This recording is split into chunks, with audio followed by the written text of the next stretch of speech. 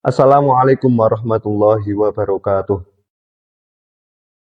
Perkenalkan, nama saya Muhammad Husnul Yakin. Di sini saya akan menerangkan tentang pemikiran salah satu filsuf Islam yang bernama Syed Husain Nasr. Syed Husain Nasr, beliau lahir di kota Teheran, Republik Islam Iran pada tanggal 17 April 1933 Masehi. Ayah beliau yang bernama Syed Waliullah Nasr adalah seorang ulama, dokter sekaligus pendidik. Pendidikan dasar Syed Husain Nasr berada di kota Teheran sendiri. Di kota Qum, belajar filsafat, ilmu kalam, tasawuf, menghafal Al-Quran, dan syair-syair klasik.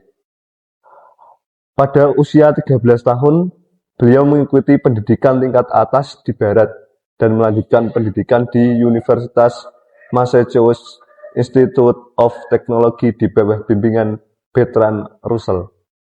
Beliau belajar juga filsafat Muslim dengan George de Santillana. Pada tahun 1954, tepatnya di Harvard University, beliau belajar geologi dan geofisika. Pada saat pemerintahan dipimpin oleh Pahlavi pada tahun 1925 sampai 1978 Masehi, agama dan juga para ulama pasif dan jauh dari politik. Hal ini karena agama dikendalikan secara hati-hati. Kemudian pada masa Riyasah dan Muhammad Riyasah Pahlavi, kehidupan masyarakat Iran yang sudah kental dengan religius spiritual mulai diarahkan pada hal-hal yang bersifat materialis sekuler. Syed Husain Nasr mengemukakan cara yang efektif untuk kembali memulihkan kondisi spiritual kaum muslimin akibat kuatnya pengaruh perubahan yang terjadi di zaman modern yang menjadikan umat muslim kehilangan jati dirinya. Kemudian, Syed Husain Nasr berpendapat bahwa manusia telah jauh dari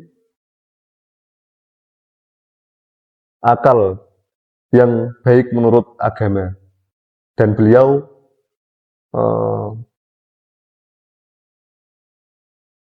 ingin menyadarkan bahwa siklus hidupnya tentang religius agama yang asli di masa lalu. Hal ini tentunya karena pengaruh Barat sudah memasuki Iran dan mulai merusak akhlak-akhlak atau nilai-nilai kehidupan menurut agama Islam. Dalam pemikiran Syed Husain Nasr, beliau dikenal dengan filsafat perennialnya. Perennial secara etimologis berasal dari bahasa Latin, yaitu perennis, yang berarti kekal atau abadi.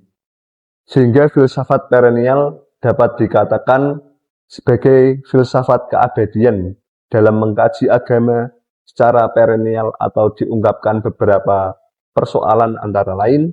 Yang pertama, mengungkapkan mengenai Tuhan sebagai wujud absolut yang merupakan sumber dari segala yang wujud.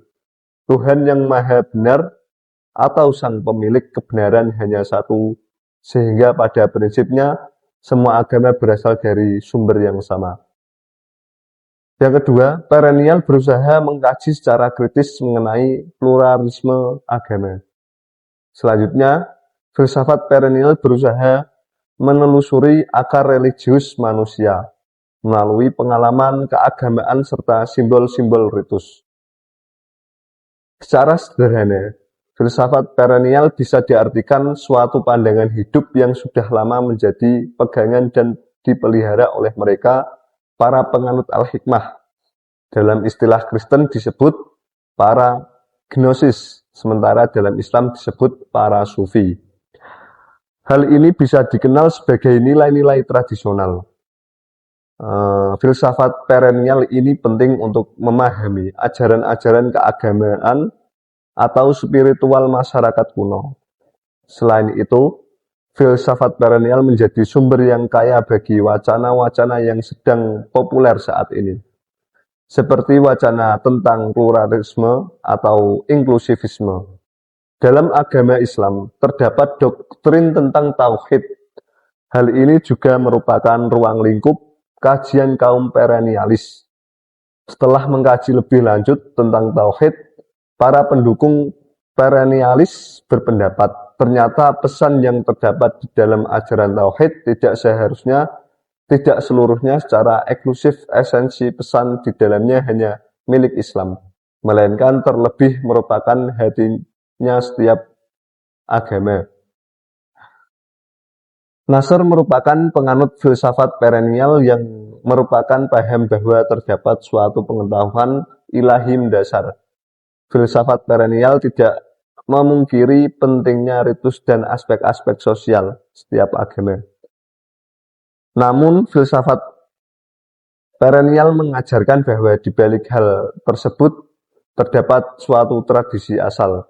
Filsafat perennial memiliki cabang-cabang yang berhubungan dengan kosmologi, antropologi, seni, dan lain sebagainya. Namun dalam jantungnya terletak metafisika murni. Jadi dapat disimpulkan bahwa manusia pada saat ini jauh dari tradisi-tradisi atau ajaran-ajaran Islam yang asal atau yang murni. Maka pemikiran atau tindakan dari Sayyid Husain Nasr tersebut ingin menjadikan manusia kembali dengan ajaran-ajaran murni dari agama Islam dan melalui ilmu-ilmu religius. Begitu saja dari saya, kurang lebihnya saya memohon maaf yang sebesar-besarnya. Wallahul muwaffiq ila aqwamit thoriq. Wassalamualaikum warahmatullahi wabarakatuh.